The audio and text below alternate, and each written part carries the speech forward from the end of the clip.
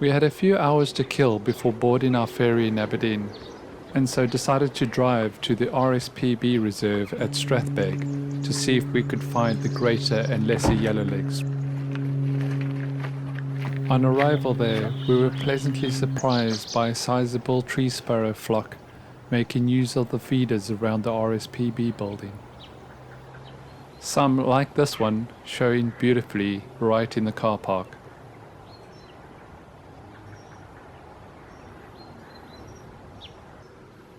Just as abundant as the tree sparrows were numerous family groups of returning whooper swans. This family group consisted of 2 adults and 5 young.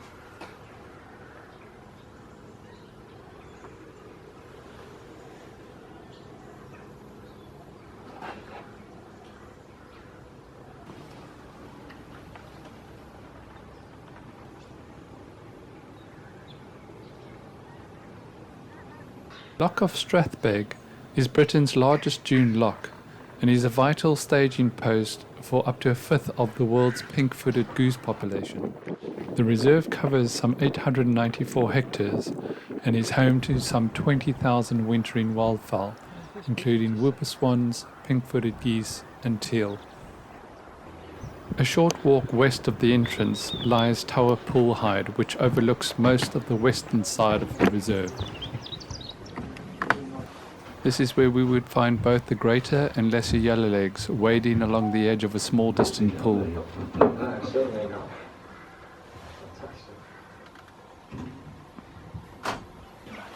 It's not often you can say you've had both species of yellowlegs in one scope view in the UK.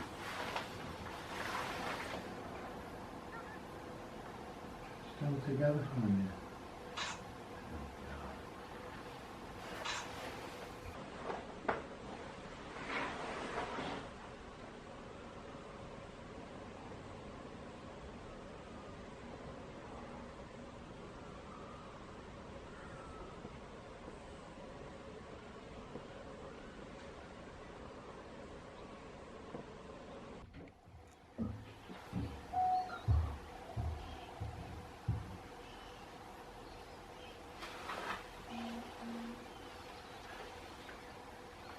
Luckily for all those watching, the birds came much closer and we had much better views.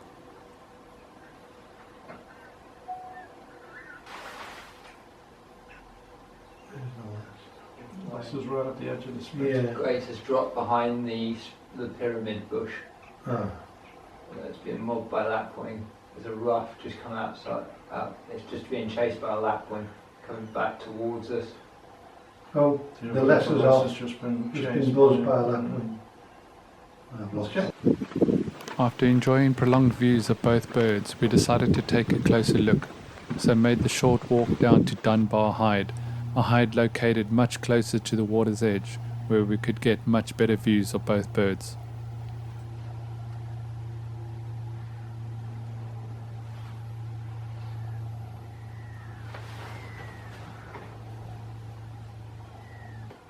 Unfortunately, after a short while, the lesser yellowlegs flew eastwards and out of sight, but the greater yellowlegs remained behind and showed very well indeed.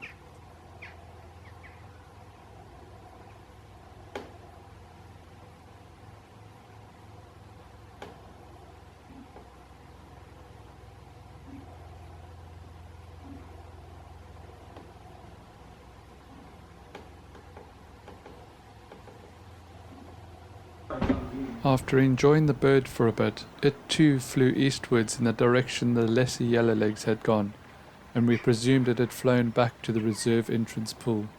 So we decided to follow suit and head back towards the car. After returning to the buildings at the entrance to the reserve, we were able to relocate the greater yellowlegs working the far bank of the pool in front of the reserve entrance.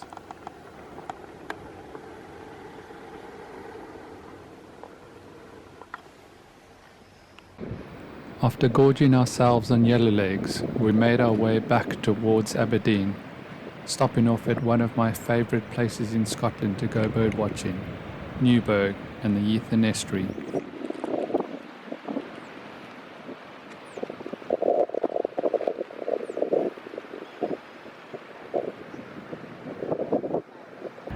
No matter what time of the year you visit, there's always something interesting to see here.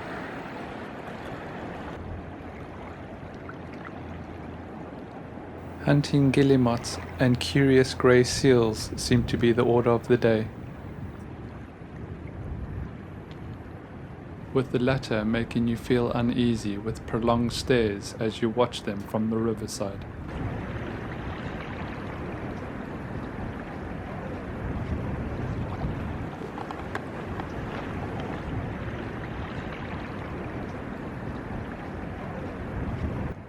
Eider duck will come to within a few feet of you as they hunt on the incoming tide.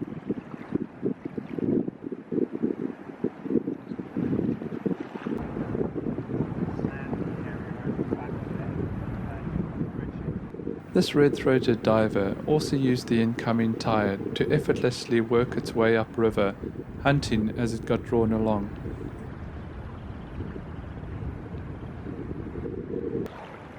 This showy crow appeared to be a hybrid with a hooded crow.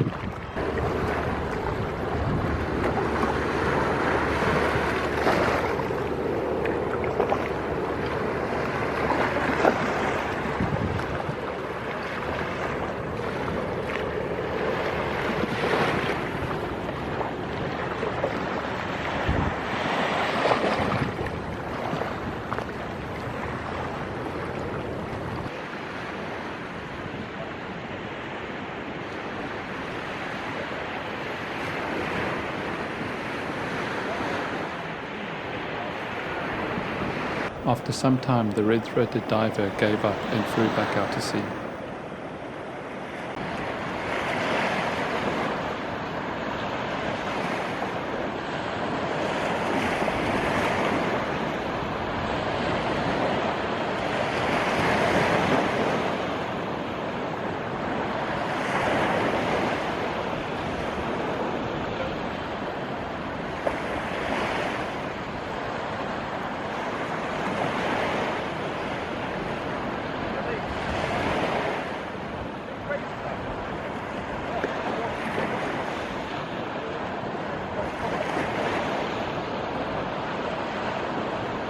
Interestingly, eider are the UK's heaviest and fastest flying duck. The females don't eat during incubation and will often spend 99% of their time on the nest, only leaving every 2 to 5 days to drink water. This is an incredible feat, as incubation generally takes 26 days.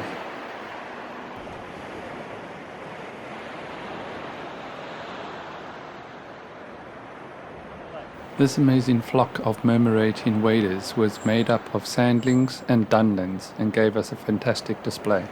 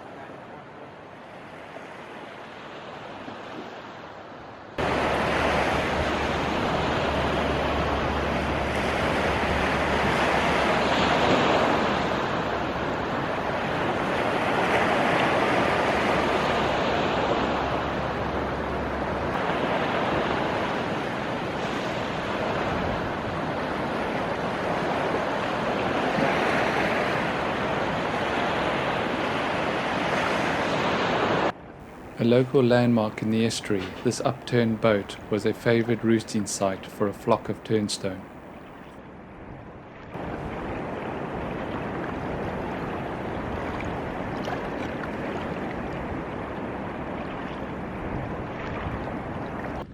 After the estuary, we made our way down to Aberdeen to catch our ferry at 5 o'clock.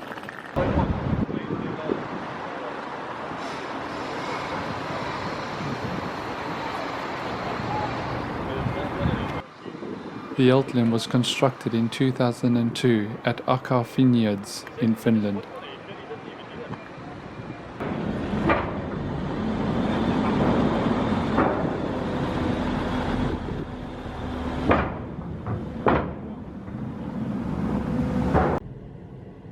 We decided to forego a cabin and just get a sleeping pod each.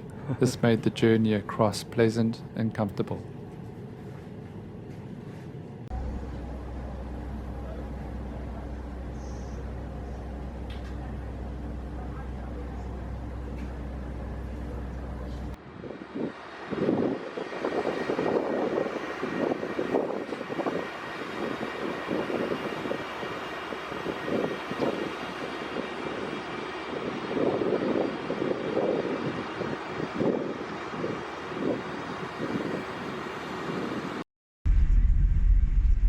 Leaving Aberdeen at 5 o'clock in the evening in October unfortunately does not allow for much sea watching.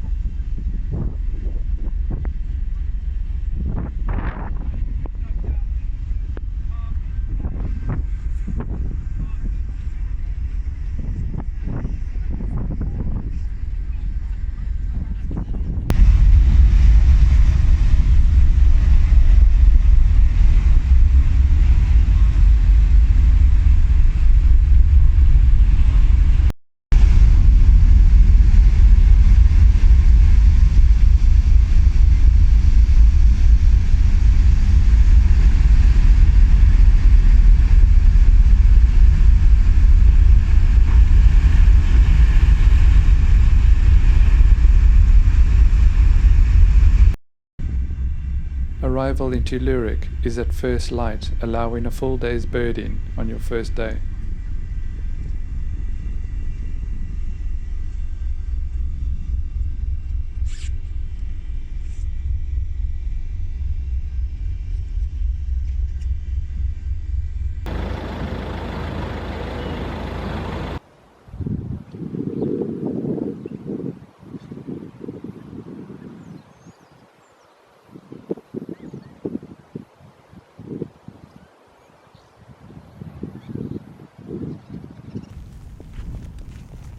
We then moved on to the blue throat at Kurgård. It showed well but not for very long, so we decided to leave there and come back for it later.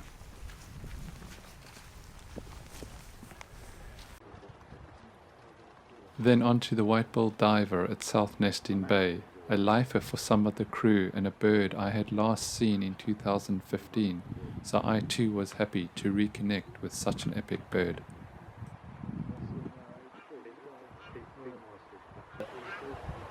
Thank you for letting me look for your stuff.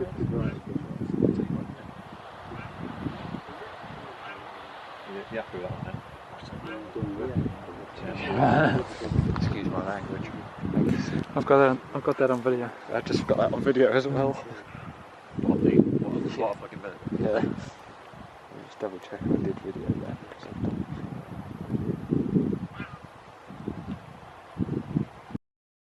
Although we tried several times over the course of our stay, we never could reconnect with this bird. After the diver, we made our way over to the common rosefinch site, but all we could find was a completely drenched siskin.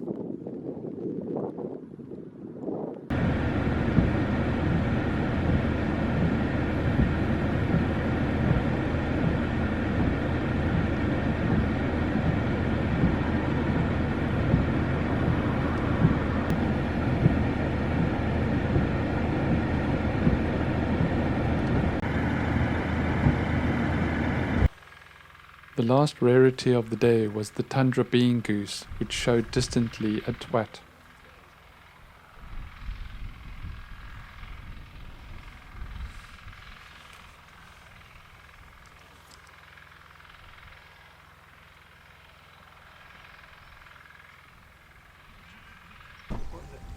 After a long day of travelling and birding, we decided to slow it down a bit and just enjoy some close encounters of razorbills and guillemots in the harbour at Ythan.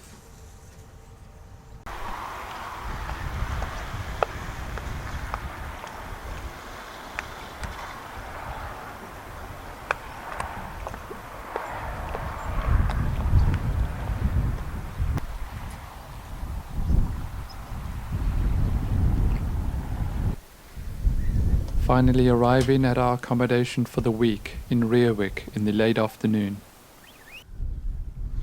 Although that didn't mean we were finished birding for the day, as we still had our local farmland and beach to explore.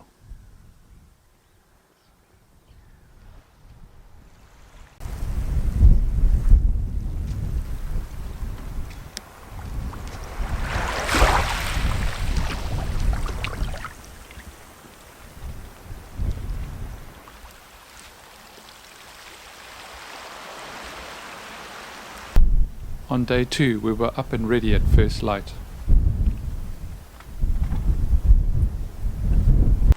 And headed straight back to Kurgård in the hopes of getting better views of the blue throat.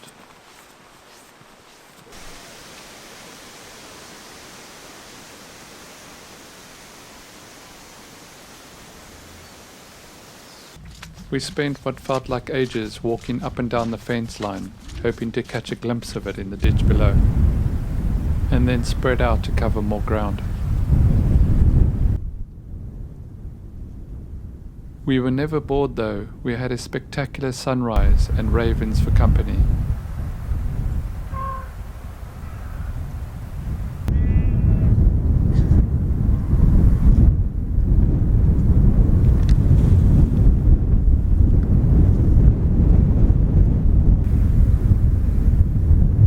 And then finally the blue throat showed itself at point blank.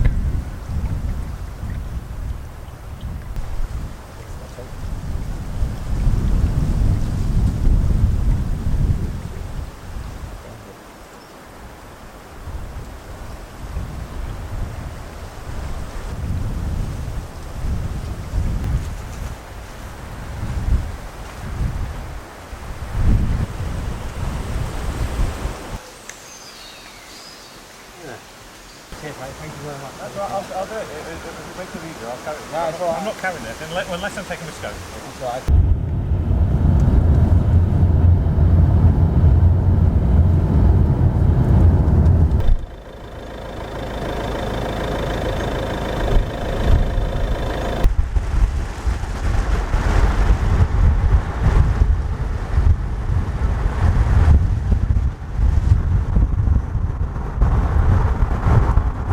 Of course, we had to stop and get some footage of some Shetland ponies by the roadside.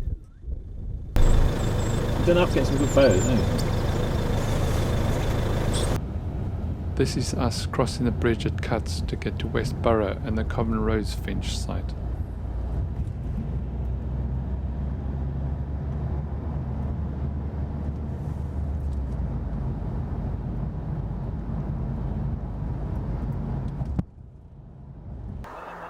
The common rose finch showed incredibly well and would turn out to be my only life of the trip.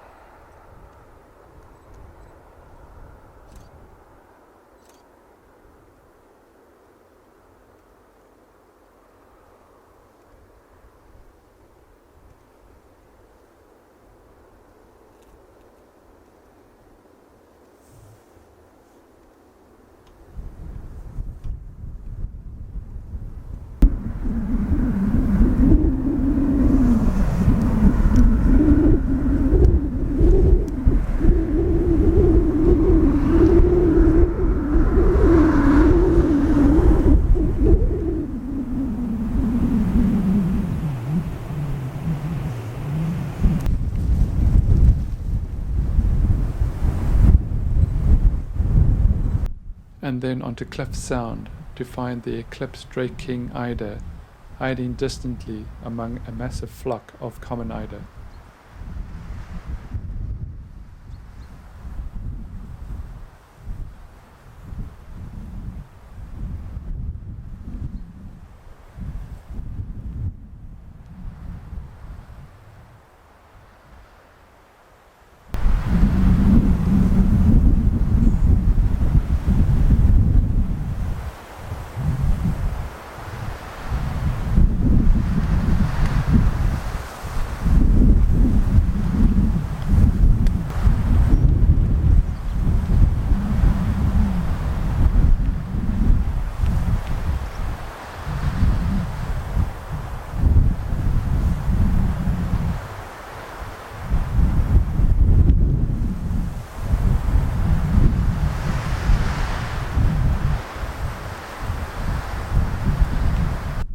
This shows the incredible distances we had to deal with in order to find the king eider.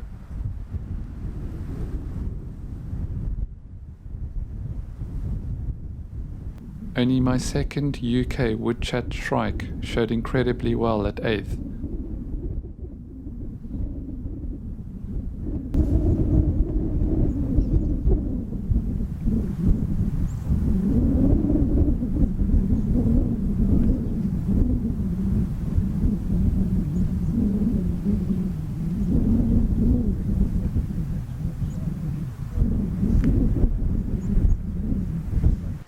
We missed out the bird on our first day in terrible conditions, but luckily it was re-found one road to the west and showed in glorious sunshine.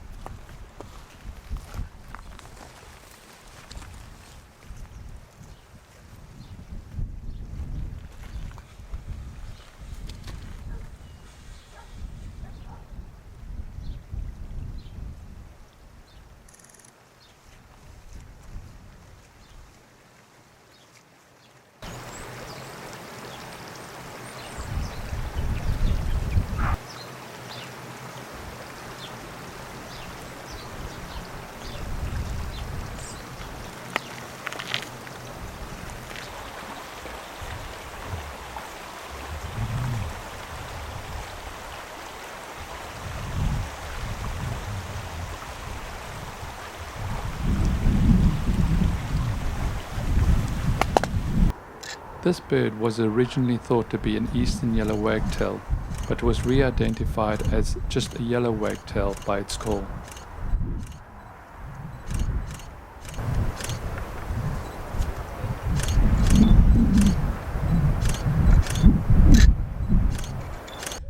If you like rainbows, Shetland is definitely the place for you, where you can easily see 10 or more a day. And if nothing else, Shetland is pretty spectacular to say the least.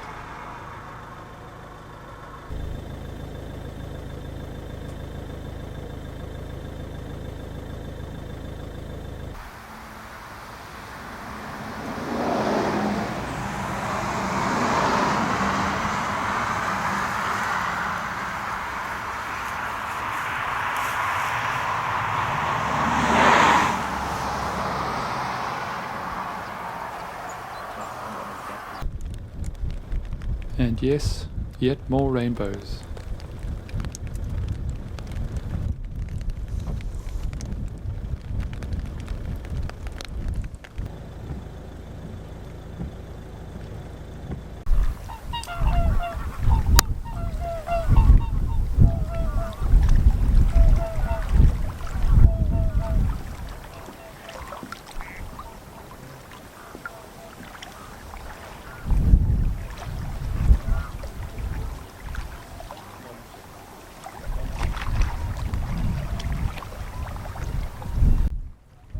A trip to Shetland wouldn't be complete without a visit to Lochs, where a lot of freshwater wildfowl can be found.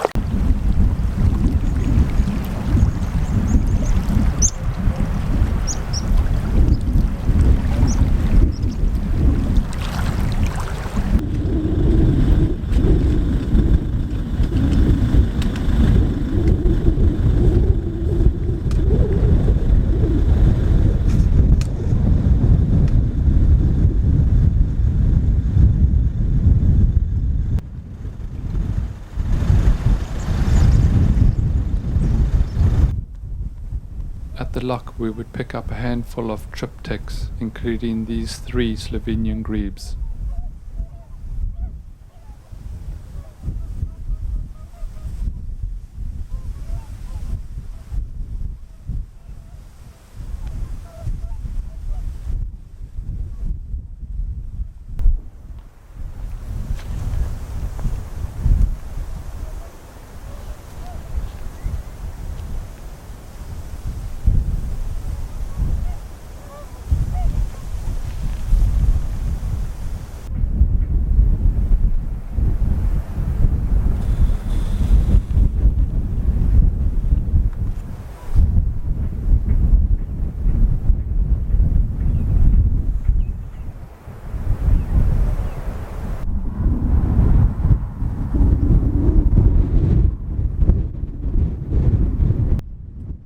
From the loch, we made our way south to Scatness to try and connect with a shorelark that had been reported there. Unfortunately, we never did connect with these birds.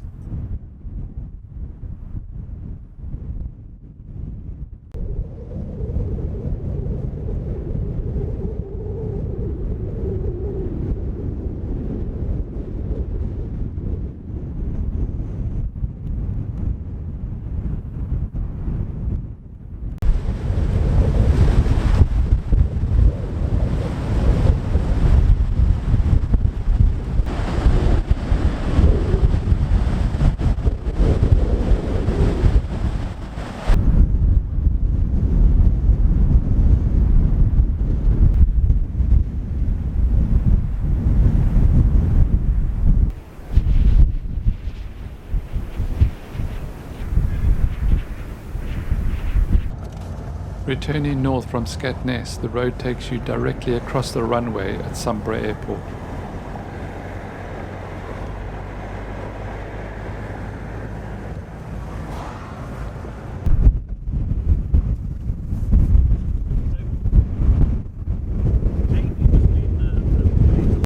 Back at Loch Spicky, we were able to pick out this ring-necked duck diving among some widgeon way out in the middle of the loch.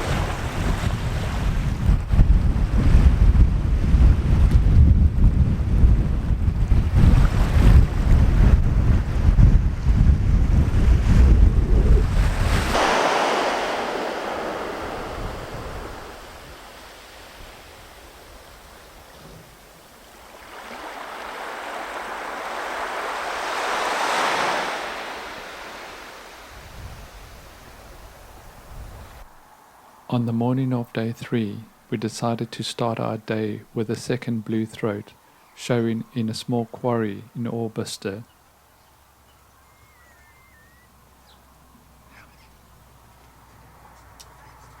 Then back to South Nesting Bay to try and reconnect with the white-billed diver. Unfortunately, we never did, but were entertained by several groups of Great Northern divers.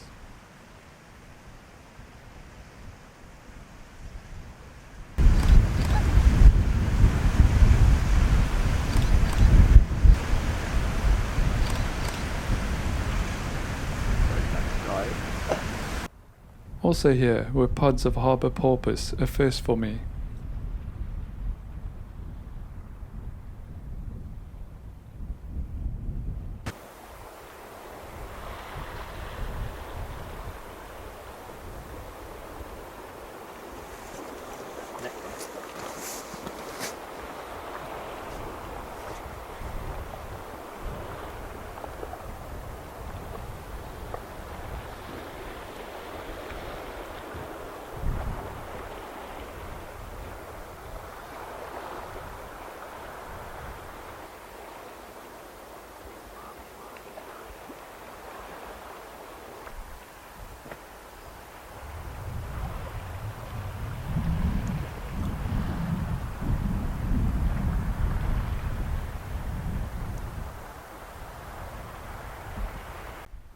Showing just as nicely as the Great Northerns were these red-throated divers.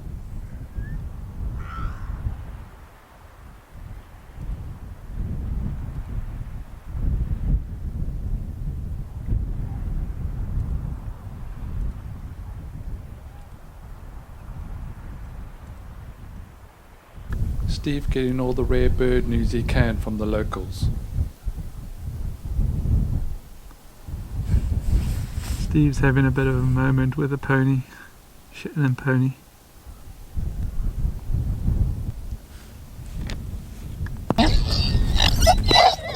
Whoa! What? What a shot!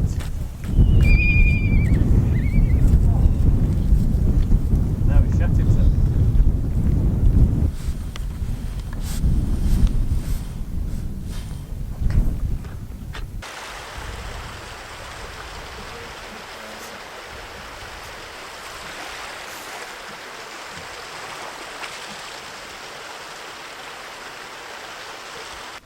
News of a little bunting in the ruined buildings at Helliness had us racing down there the morning after, only to dip.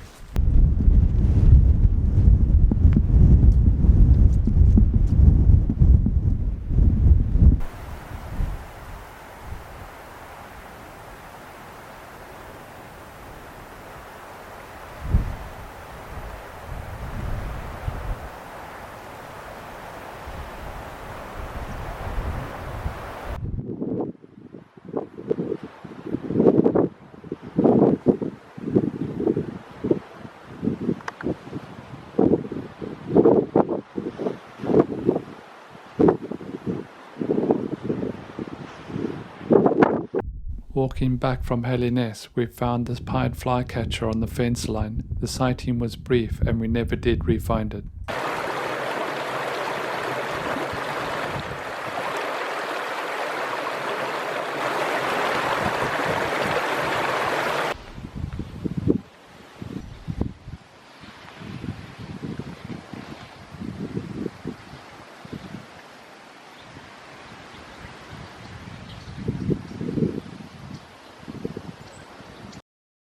I never did manage to video the red-breasted flycatcher at Hoswick. It was way too quick for me.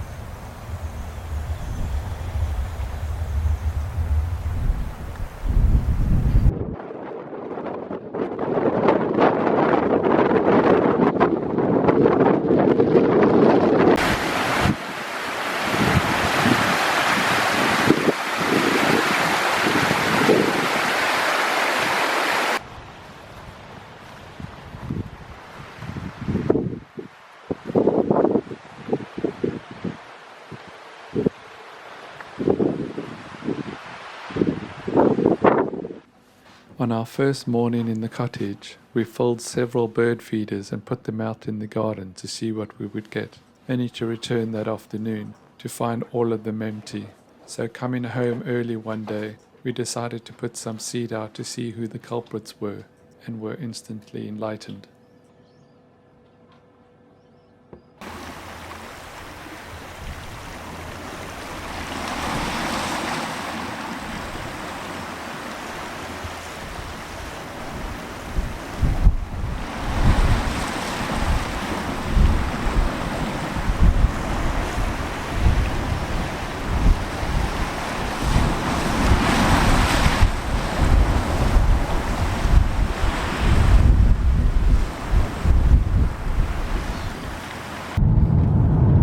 Lovely summer's day. Oh, another in lovely Lerwick. summer's day. The sun has got his hat on. Gale 4-6. 0 light. No birds. Sean's toupee has flown off.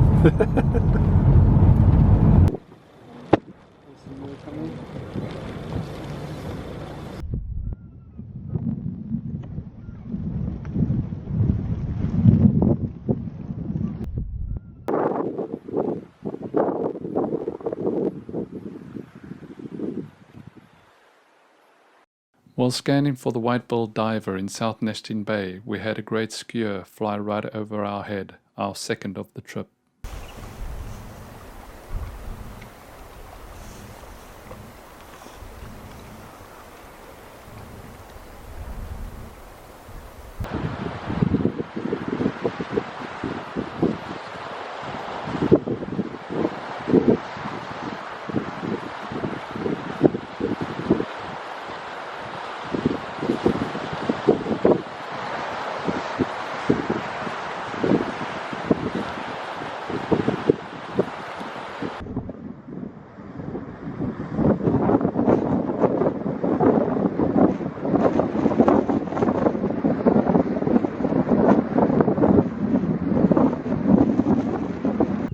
This was our lovely home bay of Brewick.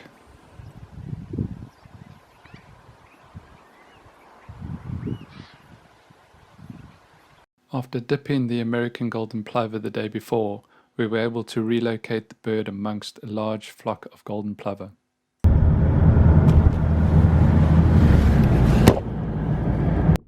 Back down to Scatness to unfortunately dip the shore lark once again. But as a consolation prize we had blinding views of red-throated diver.